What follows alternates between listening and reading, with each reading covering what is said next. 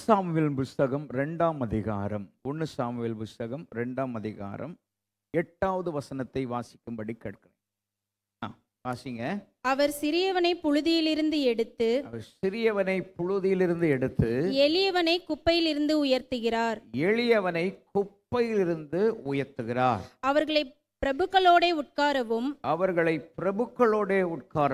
மகிமையுள்ள சிங்காசனத்தை சுதந்தரிக்கவும் பண்ணுகிறார். சுதந்தரிக்க பண்ணுகிறார். பூமியின் அஸ்திபாரங்கள் கர்த்தருடையவைகள். அவரே அவைகளின் மேல் பூச்சக்கரத்தை வைத்தார். இங்க ரெண்டு சாராரை சொல்லப்பட்டிருக்கிறது. ரெண்டு சாரார் என்ன அப்படின்னா, இவர்கள் மகிமையை பார்க்க முடியாது. இவர்கள் ஸ்தோத்திரம், பிரைஸ் காட், கவனிங்க, இவர்கள் மகிமையை பார்க்க முடியாது. இவர்கள் பிரபுக்களோடு கூட உட்கார முடியாது. இவர்கள் ஸ்தோத்திரம் இந்த காரியெல்லாம் அனுபவிக்கவே முடியாது. இந்த ரெண்டு விஷயம், ரெண்டு யாரு யாரு யார் யாரு சகோதரா, யார் வசனத்தின்படி சொல்லுங்க. யாரு? சிறியவன் எளியவன்.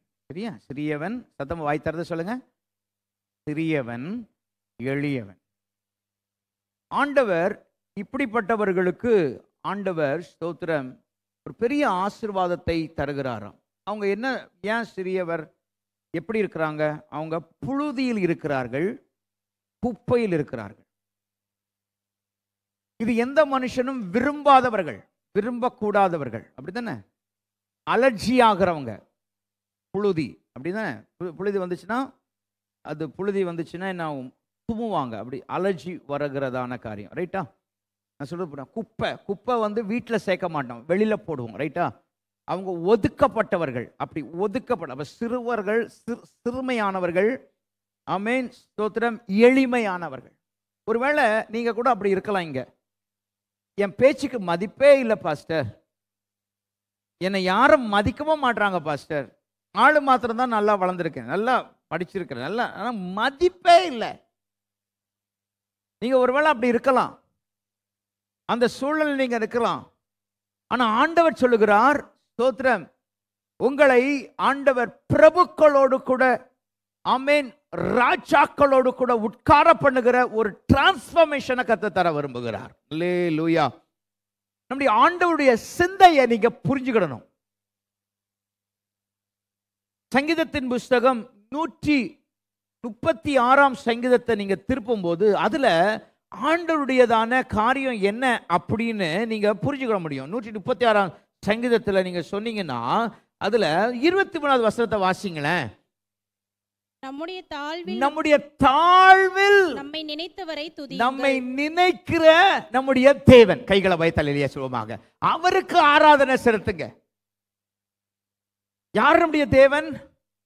நம்முடைய இயலாமையை அவர் பார்க்கிறார். அவர் பார்த்து விட்டு போகிறதில்ல, அவர் நினைக்கிறார்.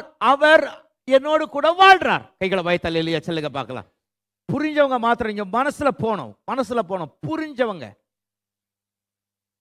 அப்போ என் தாழ்வில் என்னை நினைத்தவரை துதியுங்கள். அப்போ என் தாழ்வில் என்னை நினைத்த தேவன், என்னை நடத்தின தேவன், என் தாழ்வில் என்னை உருவாக்கின தேவன், என் தாழ்வில் என்னை பலப்படுத்தின தேவன், என்னுடைய நெருக்கத்தில் என்னை விசாலமாக்கின தேவன், என் கண்ணீரை துடைத்த தேவன், என் கஷ்டத்தை மாற்றின என் தேவன். அப்போ ஸ்தோத்திரம், என் தாழ்வில் யாருமே என்ன கிட்ட வர மாட்டாங்க.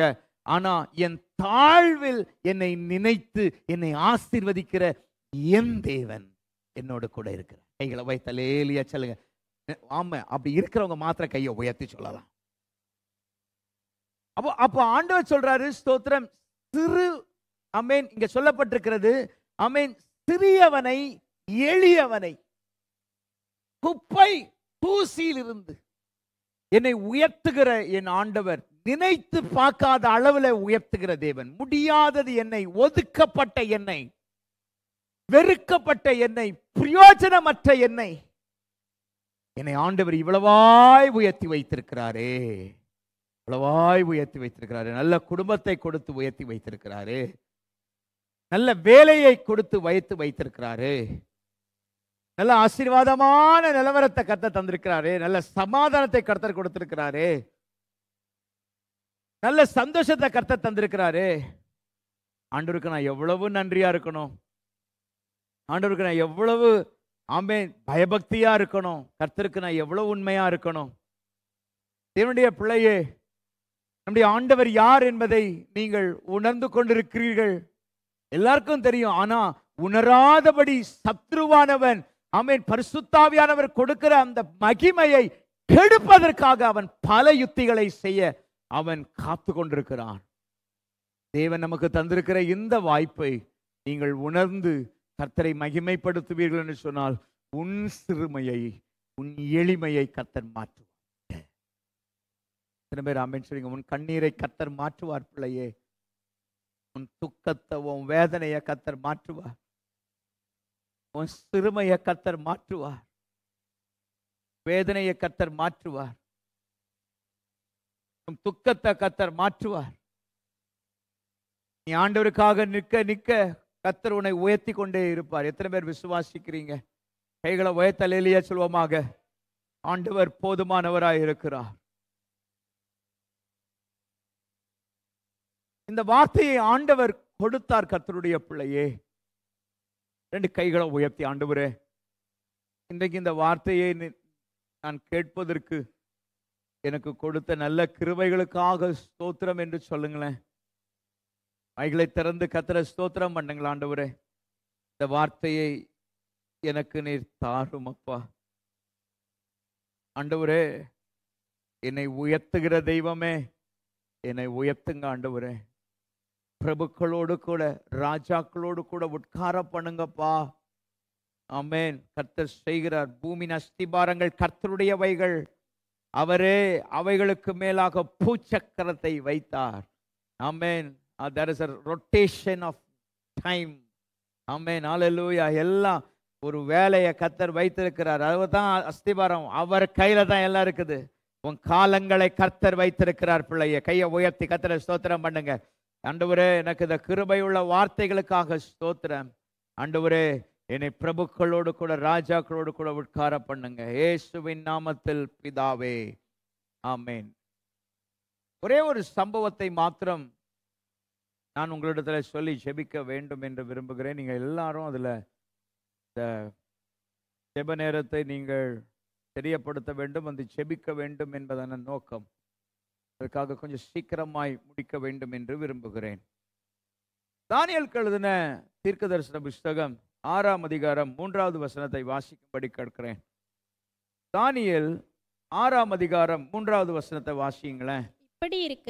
இப்படி இருக்கையில் தானியேல் பிரதானிகளுக்கும் தேசாதிபதிகளுக்கும் மேற்பட்டவனாய் இருந்தான். தானியேலுக்குள் விசேஷித்த ஆவி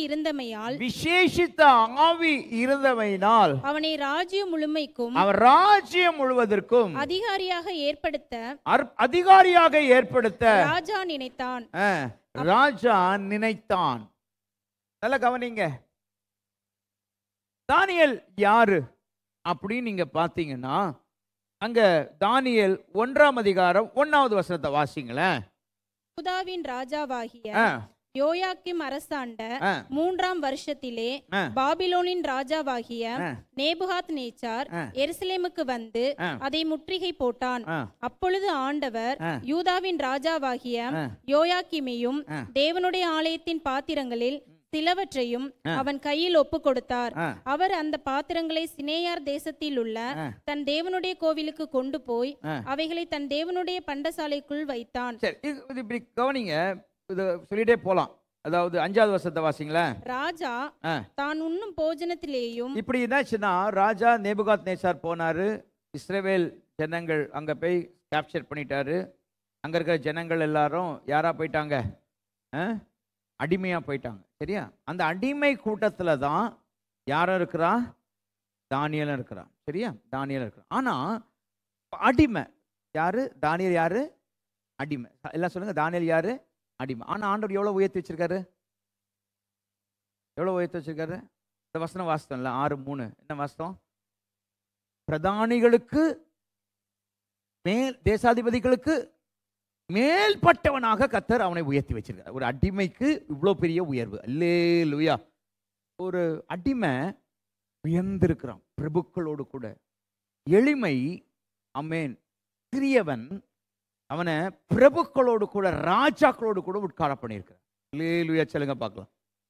அவனுக்குள்ள என்ன விசேஷித்த ஆவி இருந்ததா? என்ன இருந்ததா?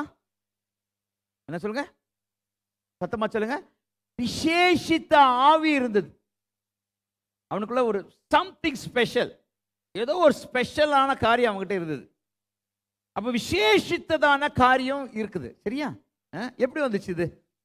இதான் நம்ம பார்க்க போறோம். எப்படி வந்துச்சுன்னா, அந்த வசனத்தை நீங்க வாசிங்களேன். எப்படி வந்துச்சு அப்படி பார்த்தீங்கன்னா 8வது வசனத்தை வாசிங்களேன். 8வது வசனத்தை வாசிங்க பார்க்கலாம். தானியேல் ராஜாவின் போஜனத்தினாலும் அவர் பானம் பண்ணும் திராட்சரசத்தினாலும் தன்னை தீட்டுப்படுத்தலாகாதென்று தன் இருதயத்தில் தீர்மானம் பண்ணிக்கொண்டான். நல்லா கவனிங்க. தீட்டு அவன் வாழ்க்கையில வரக்கூடாது. அல்லேலூயா. என்ன தீர்மானம்? என்ன தீர்மானம்? தீட்டு. தீட்டுனா என்ன? தீட்டுனா என்ன? ஒதுக்கப்பட வேண்டியது. தீட்டு அப்படின்னு சொல்ல, அப்படிதானே? தீட்டுனா என்னது? அது நம்ம என்கரேஜ் பண்ண மாட்டோம், அதை நம்ம தூக்கி போடுவோம். அப்படிதானே? அதை வச்சுட்டு நம்ம பார்த்துட்டு இருக்க மாட்டோம். அது நமக்கு கேடானது. ரைட்டா? கேடானது. அப்ப தீட்டு விலக்கப்படும். அப்போ அதை தான் தானியேல் என்ன பண்ணார்னா, அவனுக்கு பிரபுக்களோடு கூட, ராஜாக்களோடு கூட, பிரதானிகளுக்கு மேலாக உயர்த்துவதற்கு, அவன் உயர்ந்திருப்பதற்கு, ஆமென், ஸ்தோத்திரம், கர்த்தருக்கு பிரியமில்லாதது இவனுக்கு பிரியம் இல்லை. இல்ல சொல்லுங்க. அப்போ தீட்டு என்ன? பாவம். சொல்லுங்க. தீட்டுனா என்னது? பாவம். பாவம்னா என்னன்னா, கர்த்தருக்கு பிடிக்காதது எல்லாமே பாவம். சொல்லுங்க. கர்த்தருக்கு பிடிக்காத எல்லாம் பாவம். நீ செல்போன்ல வச்சு நோண்டிட்டு இருக்கல, அது கர்த்தருக்கு பிடிக்காது. நீ செல்போன்ல நோண்டல, அது கர்த்தருக்கு பிடிக்காது. உன் நேரத்தை நீ கெடுக்கிறல, அது கர்த்தருக்கு பிடிக்காது. நீ பொய் பேசுறல, அது கர்த்தருக்கு பிடிக்காது. நீ கெட்ட வார்த்தை பேசுறல, அது கர்த்தருக்கு பிடிக்காது. கர்த்தருக்கு பிடிக்காத நீ யோசிக்கிறல்ல, அது கர்த்தருக்கு பிடிக்காது. அப்போ இதெல்லாம் தீட்டு. இதெல்லாம் விலக்குனா, இதுக்காக விலக்குறது மாத்திரம் இல்லாம முயற்சி பண்ணு. கைகளை பயத்தால் இல்லையா சொல்லுவோமாக, முயற்சி பண்ணு. இவன் என்ன பண்றான்னா, அந்த தானியேல் நீங்க வாசித்தீங்கன்னா, தானியேல் எழுதின அந்த 1வது அதிகாரத்தை நீங்க வாசித்தீங்கன்னா, ஆமென், 9வது வசனத்தை வாசிங்களேன்.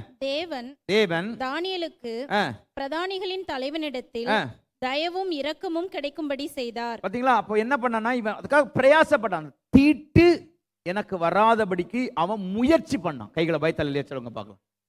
நீங்க முயற்சி எடுத்தீங்கன்னா, பாவம் செய்ய மாட்டேன்னு சொல்லி அந்த தீர்மானம் ஒழுங்கா செஞ்சீங்கன்னா, கர்த்தர் உங்களை ஆசீர்வதிப்பார். கைகளை பயத்தால் இல்லையா சொல்லுங்க பார்க்கலாம். உனக்கு கிடைத்திருக்கிற ஆசீர்வாதத்தை வச்சு நீ வாழணும். எத்தனை பேர் ஆமென் சொல்றீங்க? அங்க யோசிக்காத, அங்க பார்க்காத.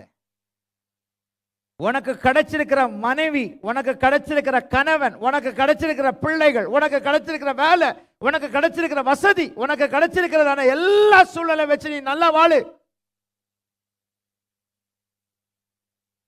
நீ அப்படி வாழலன்னா நீ தீட்டாக இருக்கிற. நீ தீட்டை நீ விரும்புற. என்னுடைய பிள்ளையே, ஆண்டவருக்கு பிரியமான காரியத்தை செய். உன் மனசாட்சிக்கு தெரிதில்லை நான் செய்யறது துரோகம். என் துரோகத்தை விட்டுடு இயேசுவின் நாமத்தினால். உன் ஆண்டவர் பிரபுக்களோடு கூட, ராஜாக்களோடு கூட உட்கார ஏன் பண்ணலன்னா, நீ இன்னும் தடையில இருக்கிற, இன்னும் நீ அநியாயத்தில் இருக்கிற. தீட்ட நல்லதுன்னு நினைக்கிற நீ அதை விட்டு வெளியே வா. நான் ஆண்டவர் ஆசீர்வாதமா வைப்பேன்னு சொல்றேன். இதை விட்டு வெளியே வா. பொய்யான வாழ்க்கையை விட்டு வெளியே வா. உண்மையுள்ள காரியத்தை நீ செய்ய ஆயத்தப்படு. கர்த்தர் உன்னை நடத்துவாரா? எத்தனை பேர் ஆமென் சொல்றீங்க?